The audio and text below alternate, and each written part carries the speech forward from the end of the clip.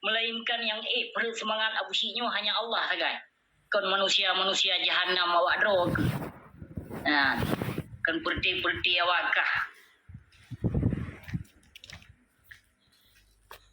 Martabat sidodro manusia kan niba Allah.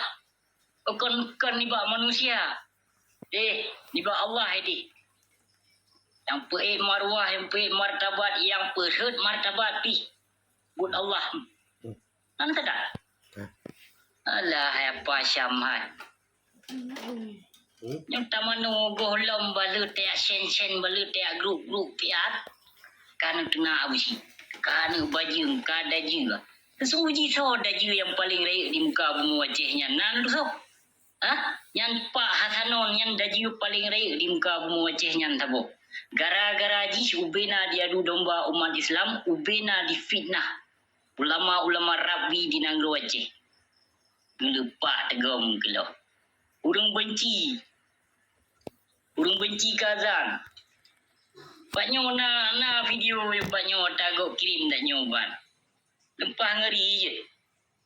Tolong pelumah yoru nak nonton ni oleh urang drone.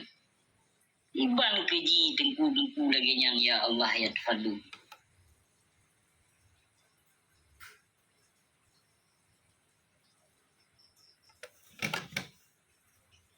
Oh nikah.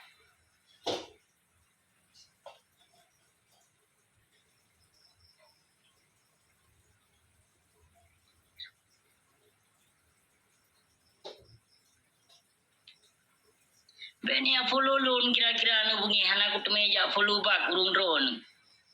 Ya, hana ku temeja follow back urung drone. Yang lun tu nak ke ni follow ke lo makiban palih kai kiban Yahudi. Baik mujakab menang kita nyo. Yang kira-kira menyuka bungi hurung singkirkan dan lupakan urungnya. Hana suah saja ikuti, hana suah saja follow, dan hana suah saja nonton.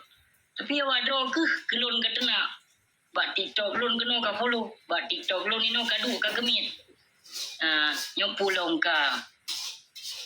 Kah pancuri wate di dayah gopnya. Yang gurekah yang pancuri binatang keloh ababil haram jadah. Katanya orang dia apa yang nak gedong pipeng bak sepah ma dikat duduk ke pancuri lampu koma kenyobai ku karek kalau pernah terlibat pancuri. Cuma binatang jahanam mana bijih bu yang duduk lun pancuri. Yang dari dasar bak simbaran pasir nyanji yang asli pancuri. Ji yang tuduh lun berakon main skater. Tapi yang terbukti binatangnya yang main skater.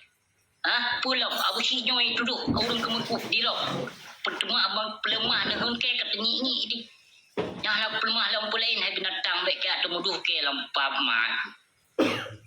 PKI haram jadah ka pegah ke pancuri lampap mak. Nak ada pukul mak.